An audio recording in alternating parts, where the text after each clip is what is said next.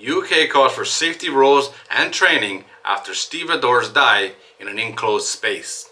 This is from the Maritime Exclusive, and it was published on the 20th of March 2025.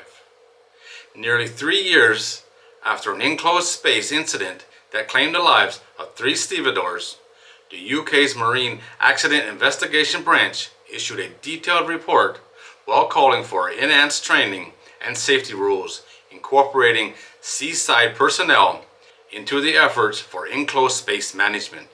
The recommendations take the unusual step of calling on the trade organizations to become involved in developing a minimum operational safety standard for stevedores conducting cargo operations aboard member vessels. Despite international and industry guidance on the training stevedores should receive before working on bulk carriers, MAIB highlights intermanager data that shows of the 257 enclosed space fatalities reported between 1999 and 2023, 67 or 26% of these were stevedores or shore workers. It includes, after investigating the 2022 incident, that training and drills for emergency scenarios need to include the possible presence of shoreside staff. The report details an incident in June of 2022 aboard a dry bulk carrier, Berg Mawson 181,000 DWT, built in 2015. The vessel was on anchor in Indonesia, loading coal from barges using a floating crane. Stevedores were leveling the coal in hatch number 7 using a bulldozer, but the operation was paused and all the hatches were closed due to heavy rain. Once the rain stopped, MAIB believes one of the stevedores made several attempts to gain access to the bulldozer. It concludes that unsupervised, the worker descended into cargo hold number 8 access space when he collapsed.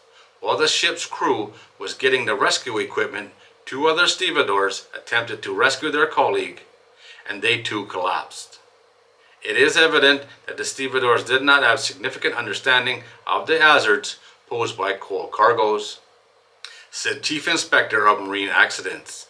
He also highlights that the shore personnel did not have training about the dangers associated with entering enclosed spaces, and the crew aboard the ship did not prevent their access. MAIB concludes that the oxygen was depleted in the area, creating a noxious atmosphere. As a result, all 3 men died. It lists a series of failures, saying that the atmosphere was not routinely tested before stevedores entered the compartment. The stevedores were not adequately supervised and had not been trained on the dangers of enclosed spaces. Further, they were unable to understand the safety labels and warnings posted on the ship. While it finds that the crew aboard the ship were trained, they were not trained for the consideration of shoreside personnel working aboard the vessel, and their safety drills did not involve scenarios with shore workers. As they rushed to get the safety equipment, the ship's crew did not block or guard the entry into the space. To help prevent further loss of life, it is essential that bulk carriers and terminal operating procedures, practices, and training equip shore workers to operate safely on board the vessels.